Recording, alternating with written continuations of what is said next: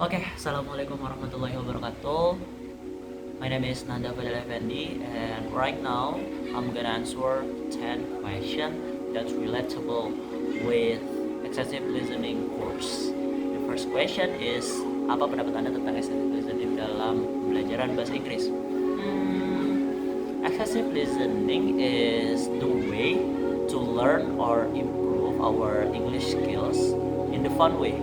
Ya, menurut saya excessive listening ini adalah salah satu cara untuk belajar dan meningkatkan bahasa Inggris dengan cara yang menyenangkan. Karena apa? Karena ya konten-konten yang kita serap atau konten-konten yang kita pakai dalam kegiatan ini konten-konten yang saya bisa dibilang menyenangkan, and we have to pressure when we do that.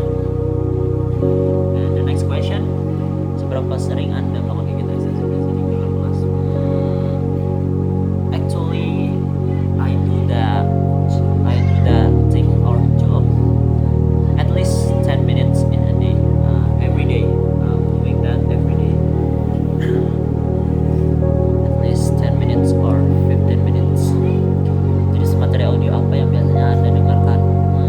I like listening to the podcast or movie. Dan apa alasan Anda memilih jenis materi audio tersebut? Because I'm not only learning about English or improving my English, but also I'm learning about life, about how to grow better. Ketika karena kebanyakan podcast yang saya lihat atau saya dengarkan adalah podcast tentang pengembangan diri dan segala macam itu. Jadi saya juga belajar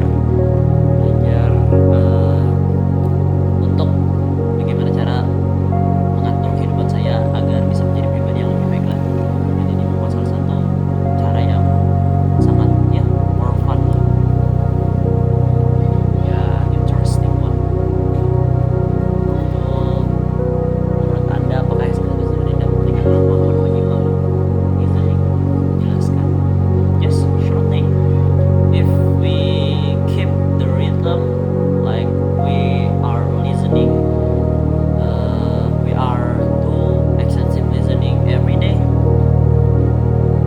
Ketika kita menjaga ritmenya setiap hari, maka kita akan terbiasa dengan kegiatan tersebut. Dan ketika kita sudah terbiasa dengan kegiatan tersebut, maka otomatis kegiatan atau kemampuan kita untuk menyimak sesuatu itu bakalan meningkat. Karena itu merupakan konten yang setiap hari kita serap atau kita lakukan. Sadar tidak sadar, maka kegiatan atau kemampuan kita dalam menyimak pasti akan meningkat. Next, menurut Anda apakah excessive listening, apa saja kesulitan Anda hadapi saat melakukan excessive listening? Maybe my biggest struggle is I have problem with my ears, actually in the right. Saya punya satu masalah di telinga yang membuat saya kesulitan untuk mendengarkan.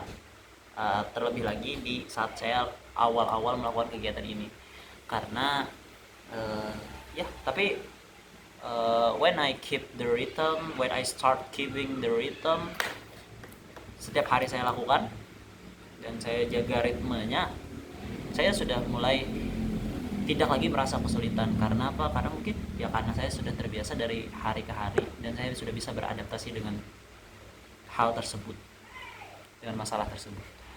And next, bagaimana cara Anda mengatasi kesulitan tersebut? Nah, like I said last time, apakah Anda menggunakan subtitle atau transkrip saat melakukan listening?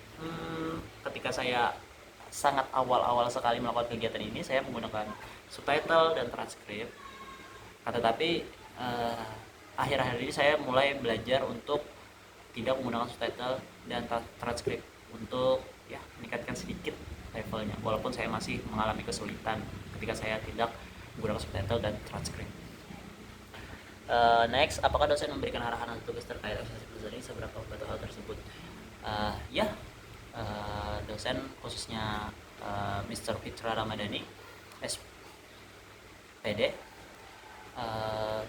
beliau memberikan tugas dari minggu ke minggu, like excessive listening log, and we have to listen to random content and we have to like kita harus memberikan refleksi pribadi atau mencari vocab baru ya ditaruh di dalam extensive listening log. Menurut saya ini merupakan salah satu cara yang sangat efektif karena mungkin kebiasaan buruk mahasiswa adalah ketika mereka tidak ditekan atau tidak dikekang, mereka akan kelihatan lebih santai. Dan when he instruct us to do extensive listening log,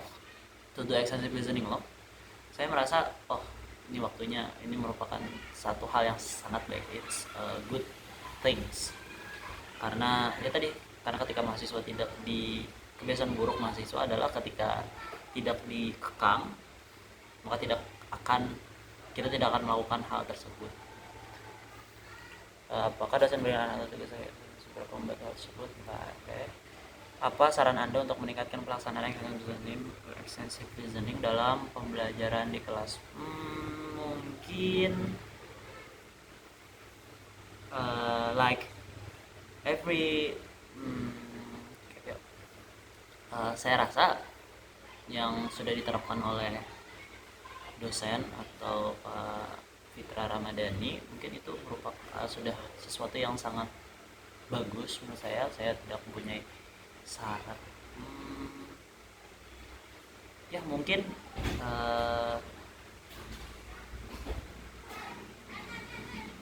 ya saya apa yang sudah dilakukan oleh Bapak Fitra terutama di kelas itu merupakan sudah suatu hal yang sangat efektif menurut saya, karena seperti yang beliau instruksikan setiap hari, bukan setiap hari juga, bukan setiap minggu juga, maksudnya ketika kita melakukan listening beliau memerintahkan untuk menceritakan kembali. Itu merupakan satu hal yang sangat bermanfaat karena pertama kita melatih listening, yang kedua kita melatih speaking. Nah, dua hal yang kita pelajari dalam satu kegiatan. Mungkin I think it's all for me. I'm sorry for my mistakes.